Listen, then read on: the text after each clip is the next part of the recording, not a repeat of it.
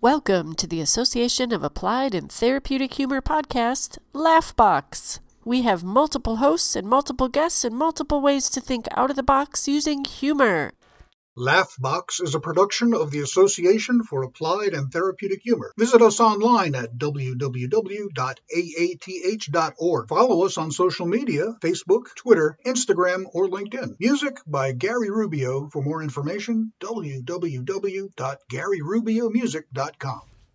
Join us for episode 119 with Jim Bob Williams, Katie B, and special guest, Paul Osincup. Yay!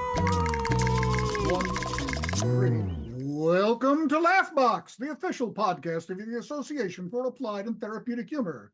I'm Jim Bob Williams. And I'm Katie B. And today our guest is past president of the AATH, an amazing, accomplished, certified professional speaker, and just a great human being overall. Please welcome Paul Osincup. Thank you. Oh, all right. Thank you so much. Wow. Wonderful to meet your acquaintance on this here podcast. Jim, Bob, and Katie. Well, what an honor. Past president, Mr. Super Global. Yeah. I said no autographs. Okay. I said no autographs. Just, I got my bouncers keeping people at bay here. Okay. We're good. I'm not worthy. I'm not worthy. Actually, we're not. I first met Paul at the 2018 AATH conference in San Diego. Paul was a platform speaker for Comedy for Caregivers, put on a show, mixed media, shall we say, because it was a combination of stand-up and PowerPoint, and I just sat there in awe. The timing was so perfect. In Osincup. Oh, so good. That's all day. That's all day. Let's go. And another moment I'll always remember is when during the pandemic, there was a conference, or I should say an episode of Laughbox when Chip Lutz was host, and it brought you and Karen Buxman, Heidi Hanna, and others to talk about humor in serious times. And that was a phenomenal episode. So I don't think people want to hear from me anymore. So tell us, how did you get into this humor thing? So I used to lead a secret double life. So I had a really serious job. I was like the chief disciplinary officer for university at Colorado State University. So I met with students who were in trouble. Usually it meant pretty severe, either mental health or co-occurring substance abuse issues. And a lot of times they had been in trouble with the law. And so my job was to help them get their lives back on track and get pointed in the right direction. So really serious job. But in my other life, I'm doing stand-up comedy, won a couple contests, doing improv comedy. And I just always have loved humor and loved comedy. And then I started to just totally nerd out about it and research, because I felt like even at work, my sense of humor helped me in different ways, either relate to students or maybe diffuse things or relate to my coworkers and colleagues and people I supervise. So I was just real curious about that. And then the more I started to research about all of the great things humor does for us, I started to talk about it, do talks, and people like those talks. And then I started to combine this inner educator with this inner comedian. And then next thing I know, I'm doing what I do now. But I remember like there was this one situation in particular, even at work, where I was meeting with this one student who he and I had met once before.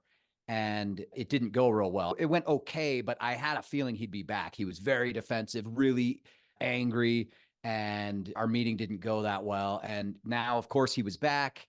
He came to the office this time with his mom and his attorney. And so I was really preparing for our meeting, a little bit nervous for it. And right before going out to the lobby to meet them and bring them back, I spilled like a 32-ounce soda right on my crotch. And I was like, man. And I didn't have a change of pants. I didn't have time to dry it thoroughly. I didn't know should I do like an awkward walk with my papers in front of my crotch. I was like, what do I do? So I just walked out smiling with this soda down my lap. And I called his name and I said, I hope you guys' day is starting off better than mine. And he just quietly looks up with a little grin on his face and goes, I told you to see a doctor about that.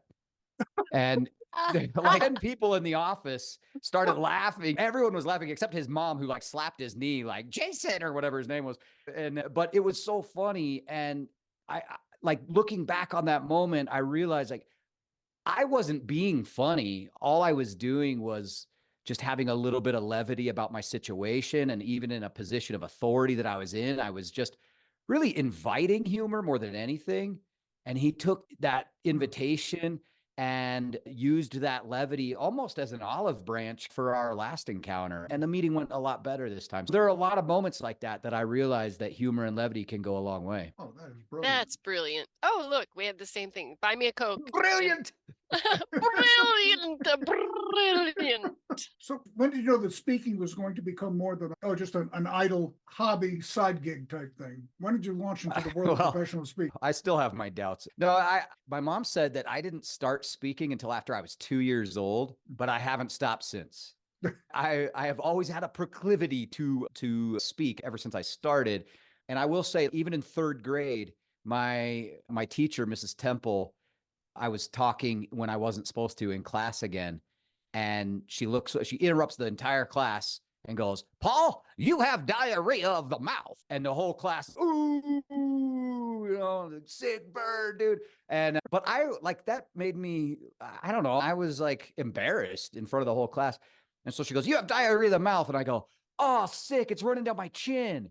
And the whole class laughed, but then Miss Temple sent me to the principal's office. And so then I go to the principal's office, and the principal and there was another adult there. They were like, "Paul, what are you doing here?" And I said, "I said something I shouldn't have said." "What did you say?" "Miss Temple said I had diarrhea of the mouth." So I said, "Oh, sick. It's running down my chin."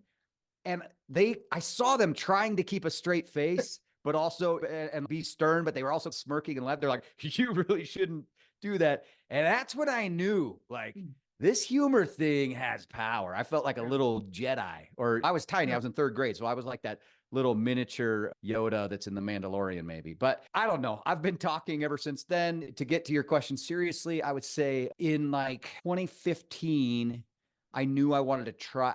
I had this side hustle where I was doing some speaking gigs. People were enjoying my talks. I was enjoying doing it, but I was also still working full time. And I had a good opportunity at that point. My wife and I talked about maybe this would be a good time to just try and see if I can transition to doing it full time and give it a year and a half and see.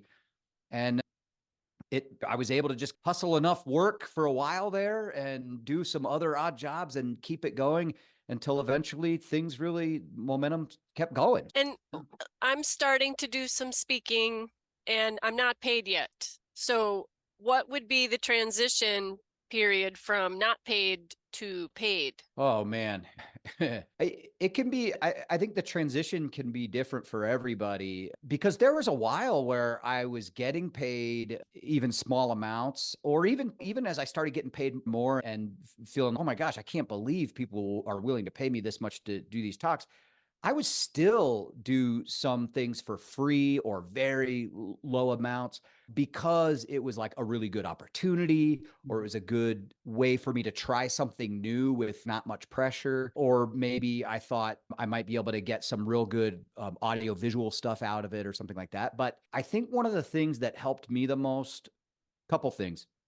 One was to get into places I already was. I was in education and I knew people in higher ed. So I started there. Like I started speaking to staff at different colleges that they knew me. They would bring me into their team meetings and things like that. And that branched out. I started working with some nonprofits and stuff within the community and doing some stuff with K-12. And then I started doing a lot of free or like very little pay stuff for like chambers of commerce.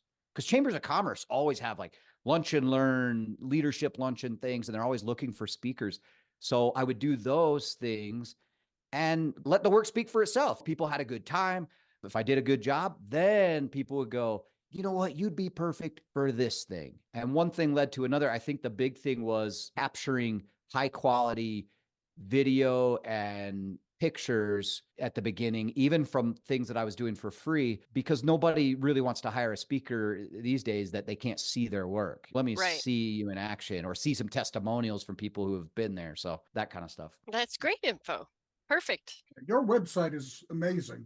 by the way. Why, thank you. Yeah, I appreciate that. I did some of it myself and had a lot of help from a group called Small Normus, which is a great name because it's a husband and wife team. And he's, I don't know, 6'3", everything over 5'10" to me. I'm 5'4". Anything over 5'10" is just giant. But I think he's 6'3", and she's like shorter than me. And so their name of their company is Small Normus. I love it. And they specialize in small businesses. I'm like, that's so brilliant.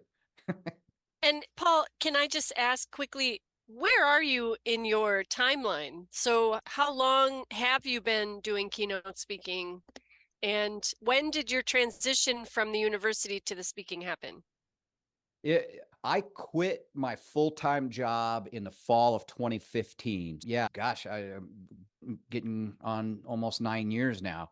I was, like I said, I was doing it part-time before that, which is tough when you're making ends meet with a full-time job. But yeah, so I've been doing it full-time now for a while. And I want to reflect on the first time I saw you was at the Funny Business Boot Camp, which was my introduction to AATH. And that boot camp was the reason the Chin Group exists. The Creative Humorous Inspiring Noodling came out of that. Oh, really? Yep. And the connection cool. to Jim Bob and all of this has dominoed from that event for me. Good. Anyway. I'm glad. Yeah, that boot camp was fun. I'm glad we did that. So your latest project has not hit the streets yet, but could you tell us a little bit about the humor habit? Yeah, you got it. Yeah, my new book.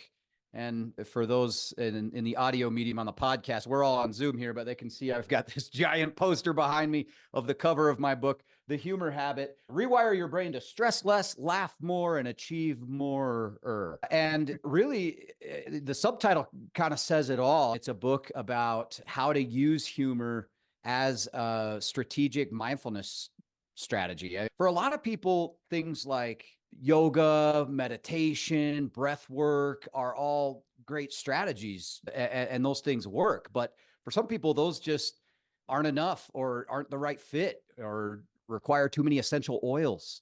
It just depends. And I think humor is something that people don't really look at as a way to be mindful about their lives. And so this book really dives into humor as a way of life and a way of being.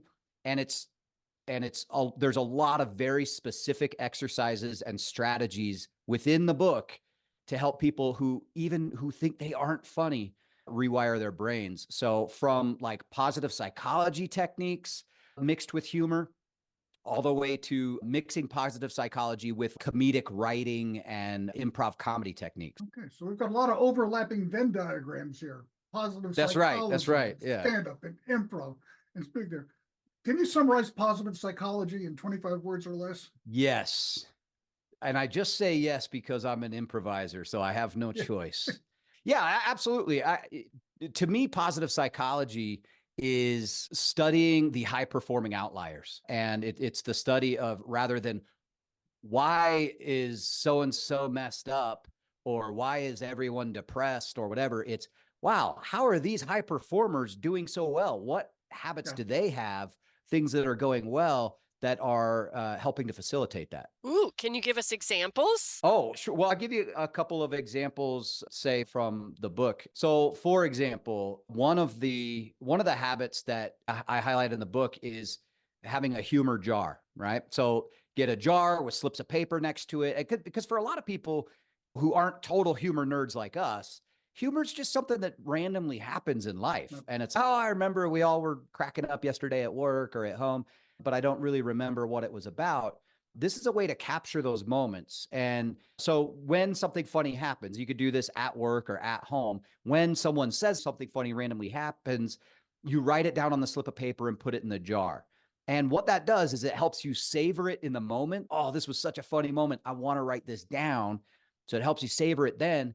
But then, depending on how many people you have doing it, you can come back to that jar, say at the end of every month or quarter or at the end of the year, and relive all those funny moments. And this follows positive psychology research that says people who are able to savor the happy, positive moments in the moment are actually higher performing, more positive, happier.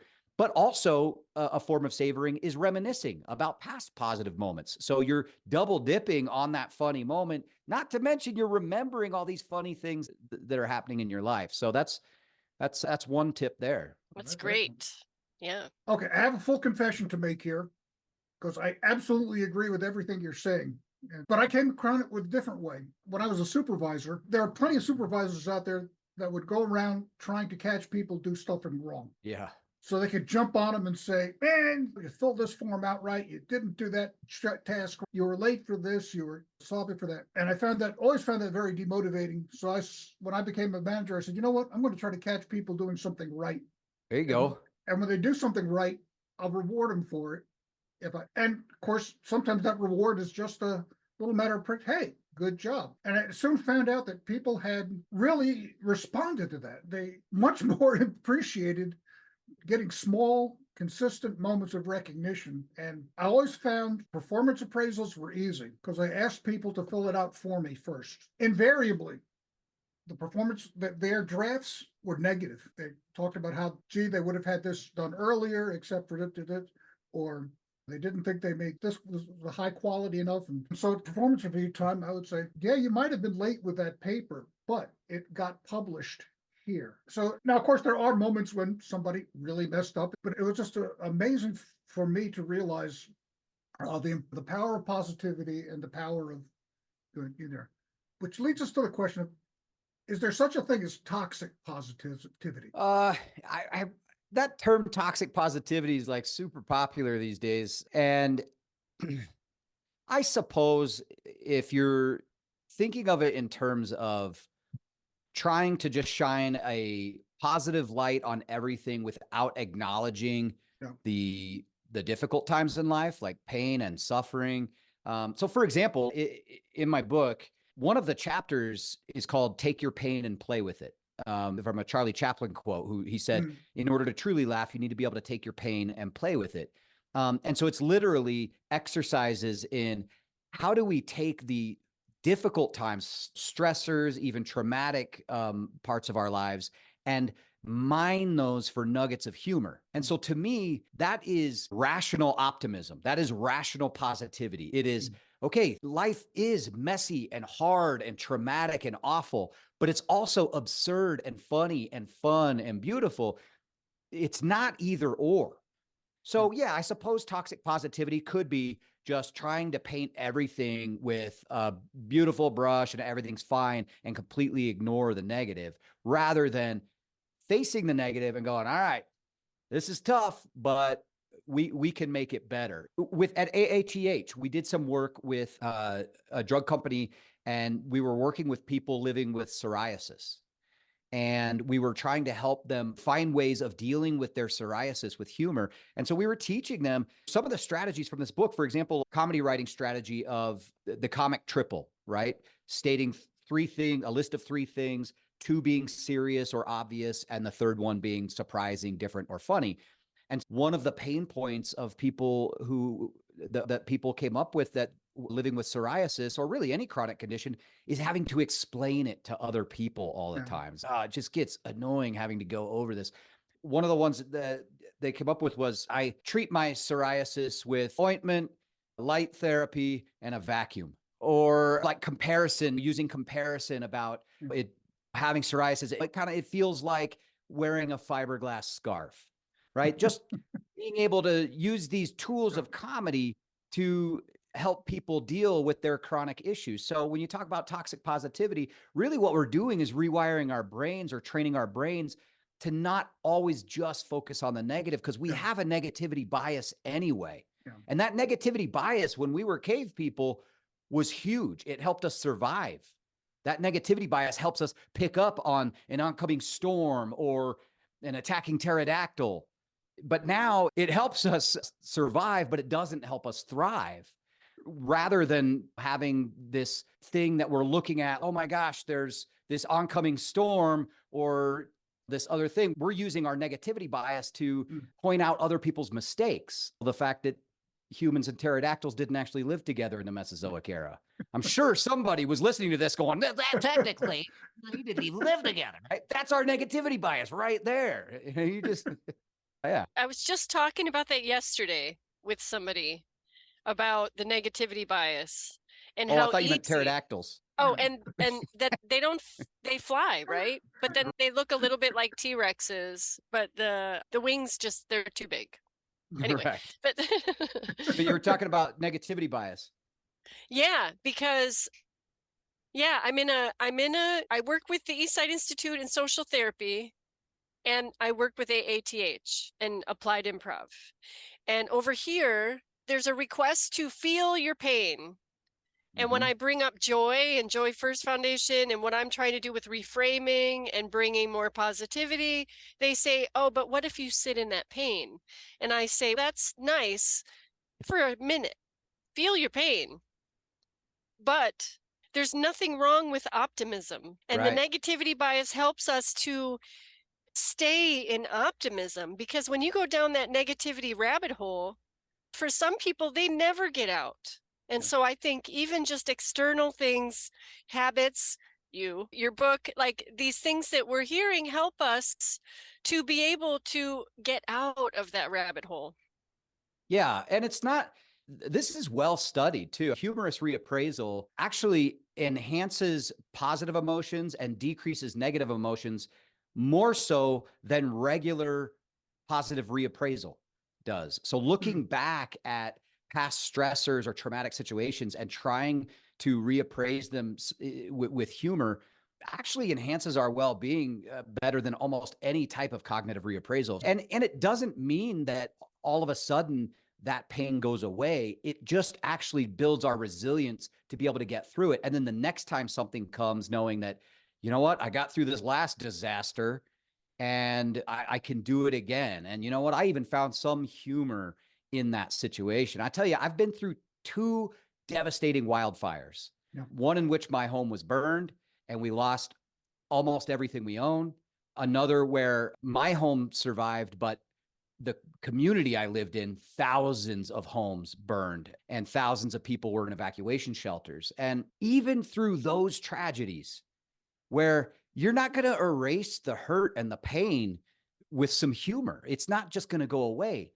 But our brains can't simultaneously process psychological distress and humor at the same time. So any break we give ourselves to laugh a little or find something amusing is just a brief reprieve from our pain or our discomfort, and that's okay. I remember we wrote an article in the paper about ways that people leaned on humor during the aftermath of that fire in California.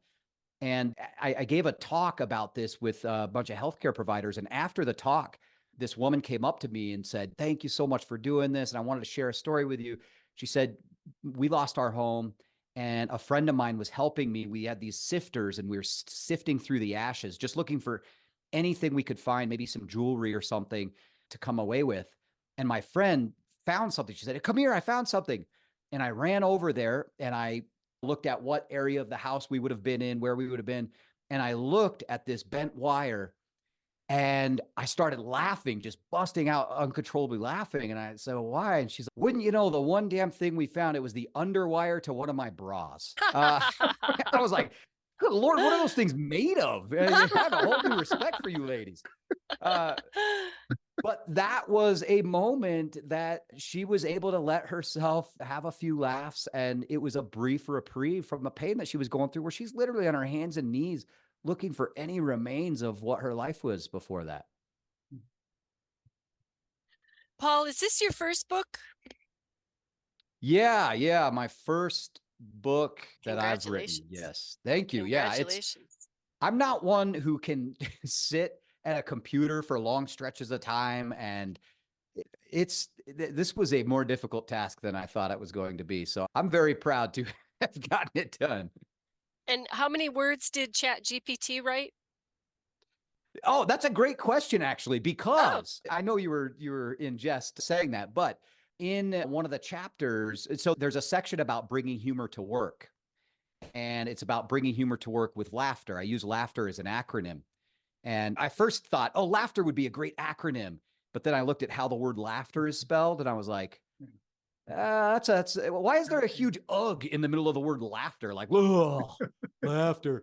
So I decided to take that UGH and F that. So LAFTER. And but that's my acronym. And in one of the chapters, the A stands for ask for help, and that it doesn't have to all be on you to bring humor to work. And there's a lot of it outlines a lot of different ways to ask for help.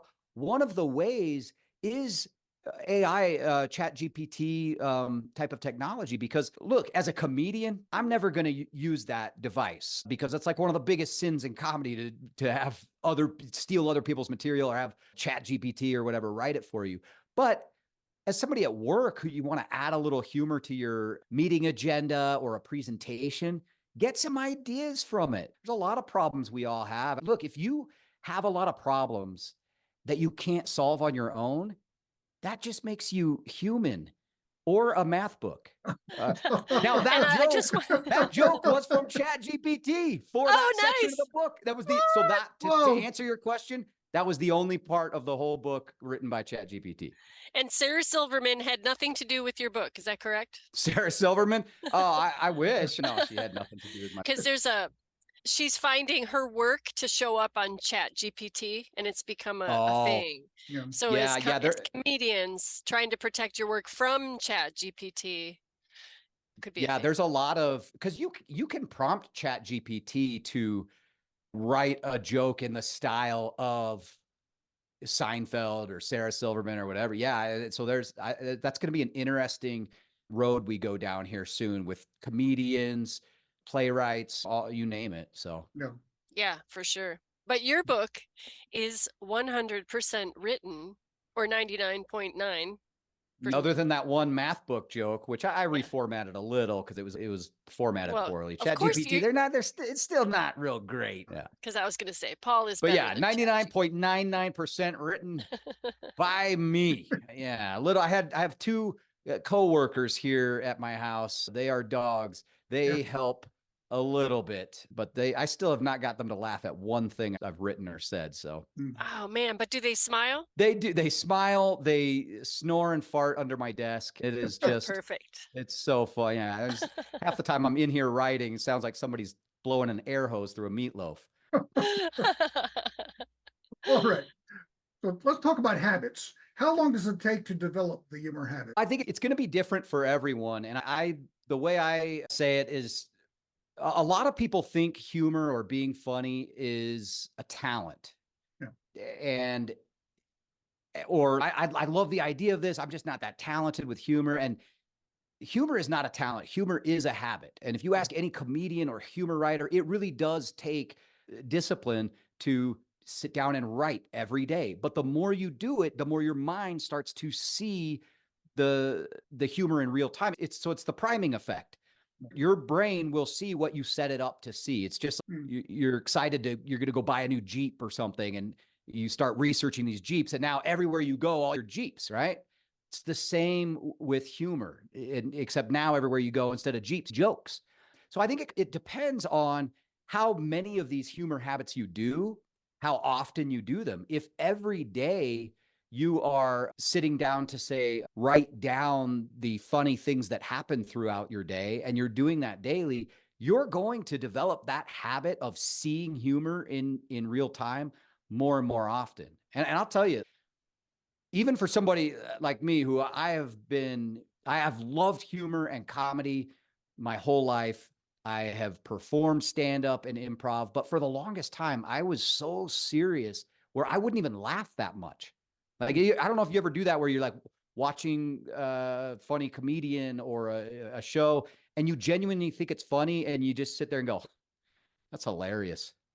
But you're not laughing. I'm like, why am I not laughing? What's wrong with me? I'm broken.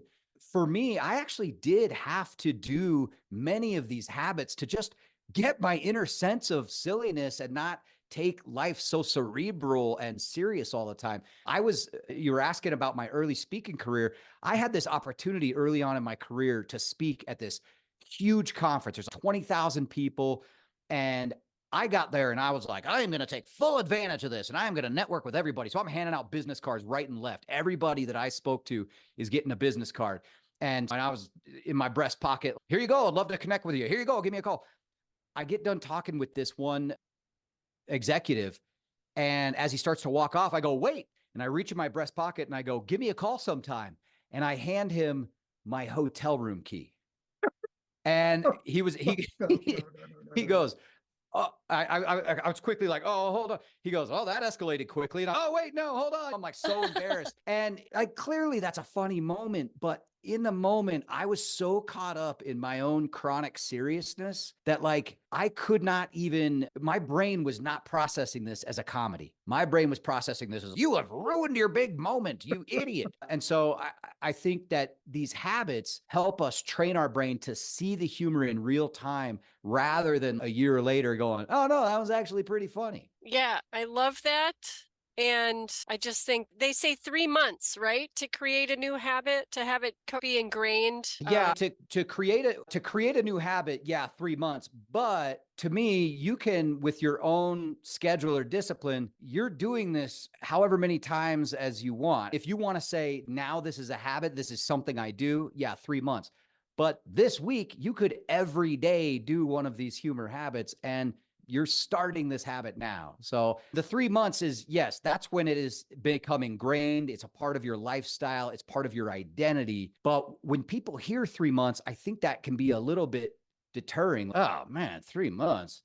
I don't got 3 months. That's why I'm like, start today. You can do this stuff. It's easy in 5 minutes every day. And doing it, if you want to change something or you want to get to the next level, you start now, you create your own discipline, and in the end, you have a positive habit. And Absolutely. you even there have, you go. after a week, if you're disciplined, you have already that positive habit. So it's not that you have to wait 3 months. Right. And the other thing is there are some positive things that can come of all of this, even just after a short period of time. For example, one of the habits in the book, the 3 funny things intervention, where for 7 days, you just write down 3 things that you found funny or amusing. And maybe they made you laugh out loud. Maybe they just made you think, oh, that's pretty funny. What our fellow AATH member and researcher, Willie Roof at the University of Zurich found is that people who did this just for 1 week increased their overall happiness and decreased depressive symptoms for up to 6 months. So while the science around developing a habit that this is now a part of your lifestyle, maybe you've only done it for a week, so it's technically not one of your habits yet. Just doing that for a week may have a huge impact on your mental well-being for up to 6 months. Right. And in the research I've done on suicide ideation, right? People that are struggling with depression and are looking toward taking care of business in that way. It's not self-deprecating jokes or other deprecating jokes. It's generic jokes and gratitude that can shift that perspective out of suicide ideation and save lives, which is amazing. Wow. And ties into what you're saying. 7 days, 1 day of just changing your perspective and offering a little bit of humor to yourself can change deep, deep depression. Wow. I haven't heard that research. That's fascinating. And it makes sense to me too, because there is something very empowering and like resilience building about just about being able to find something funny. One of our colleagues, Steve Stoltadov, he's a therapist. And I remember him telling a story at one of the AATH keynotes about a client of his who was very resistant to change. She was really stuck in clinical depression, and she really was resistant to therapy or wanting to change. And he would use some humor in his sessions with her, show her funny cartoons with jokes and things like that. And one time he showed her this cartoon with a joke, and she laughed, and she said, I hate it when you do this. And he said, why? And she goes, because when I laugh, then I can't be depressed anymore. And that was a real big breakthrough for them, because it was like, oh, why are you wanting to hang on to that? And that was one of the bigger issues for them to get into, is what are you getting out of hanging on to this identity, this part of you? But there is something that's like undeniable resilience and empowerment to when you're able to laugh at something. Well, yes. And laughter yoga shows us that you can't have your cortisol super high and your endorphins at the same time. So you said this before, and the chemical reaction to it is by laughing, you automatically are reducing your cortisol and you're having that experience that woman just had. Yeah, absolutely. Absolutely. Yeah, that's a really good point. Like once that starts to happen, you notice a difference right away. Yeah.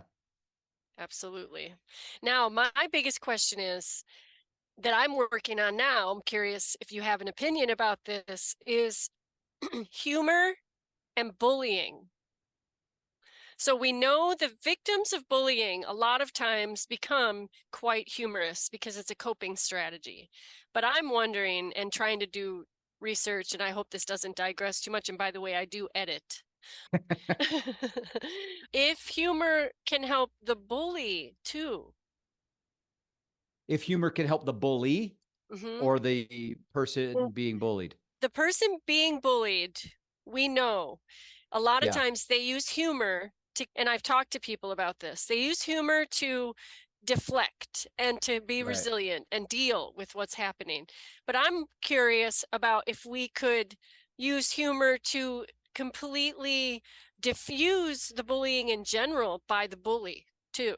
Oh man, I would be shocked if there's not a way to do that. Yeah, you asked for my opinion. I don't have any research on it, but knowing what I know about using humor to cope, usually people are mistreating other people for some reason, right? There are other things going on in their lives. I used to do a lot of outreach with schools about bullying and peer-to-peer mistreatment and stuff.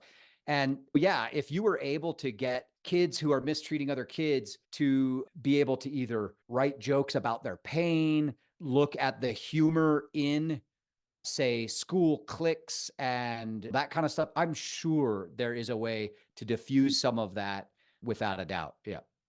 Yeah, thanks for that. And your background in education actually helps that a lot.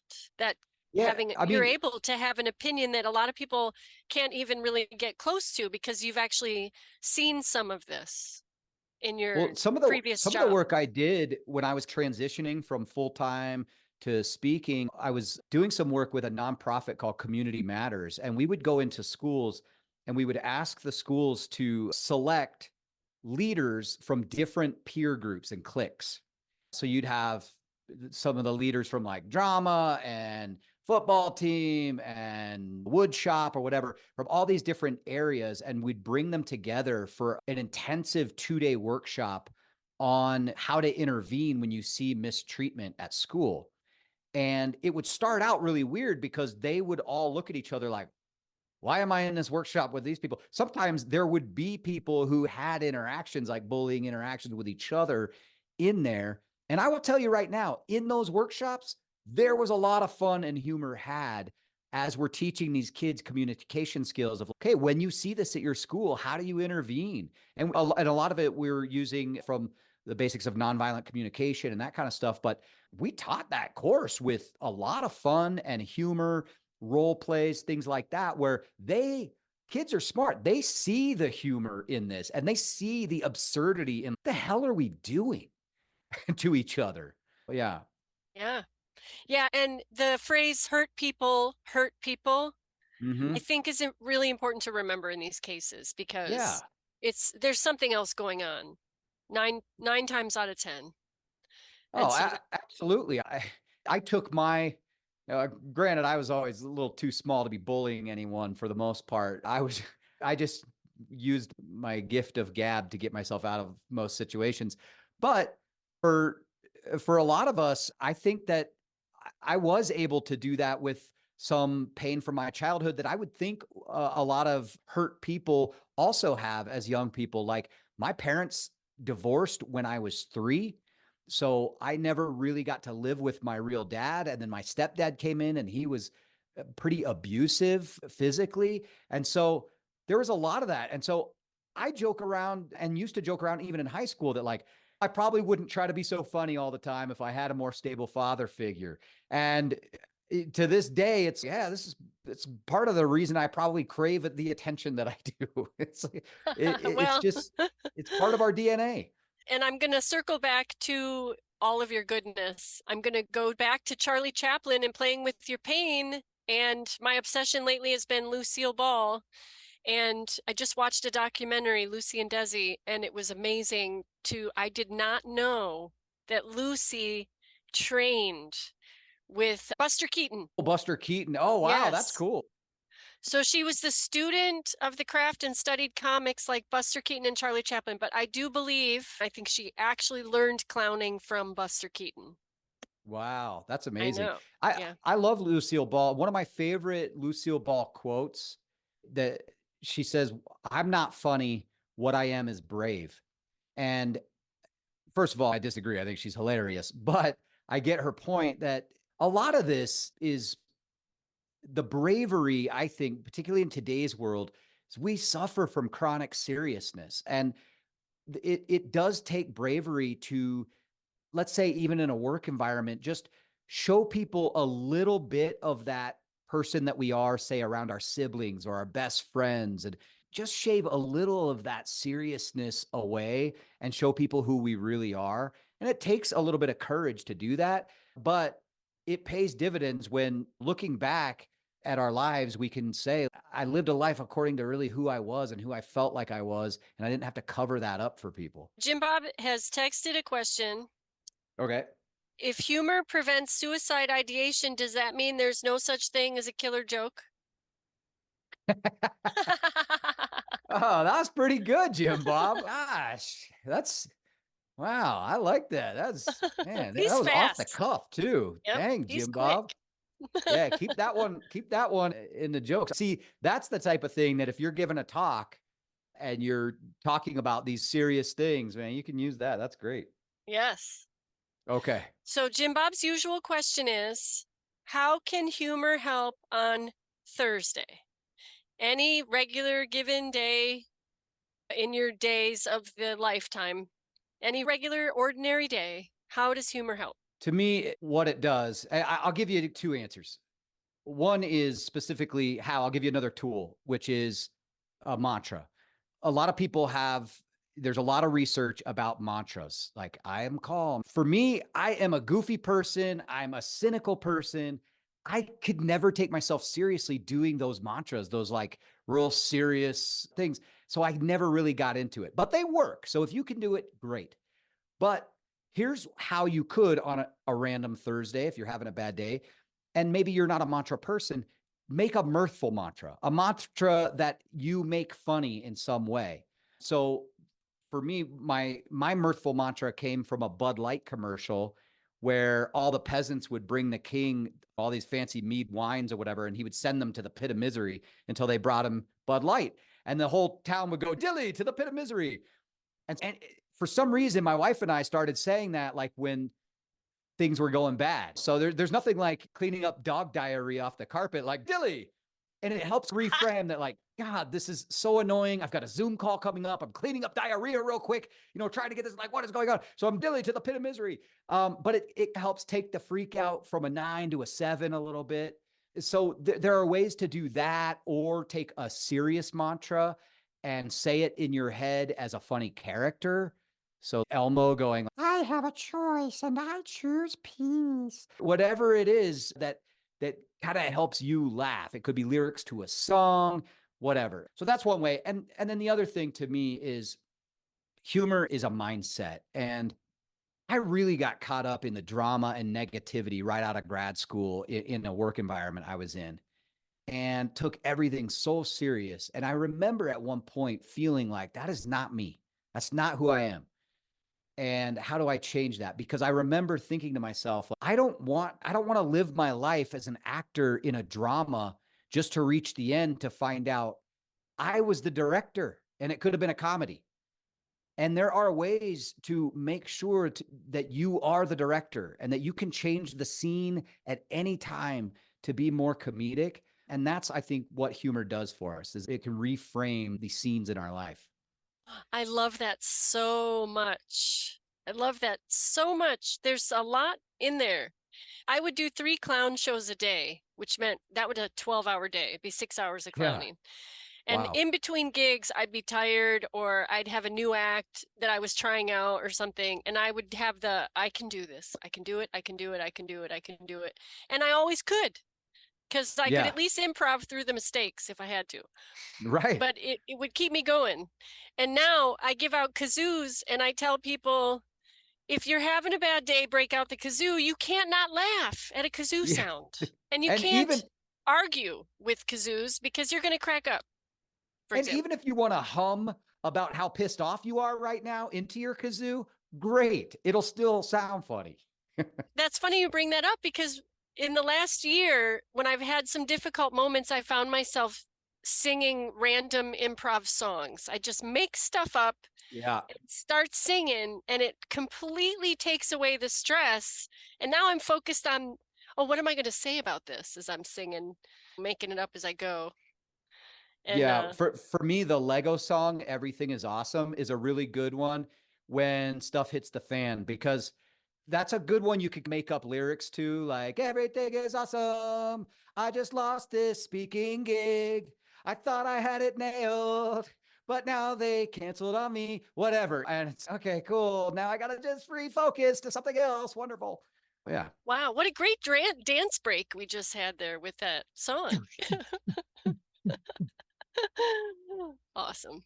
Hey, Paul, this has been amazing. I'm sorry we lost Jim Bob, but the podcast must go on. And I'm going to ask you, where can we find you? Where's your next speaking gig? What would you like to tell people out in the world about what's coming up for you?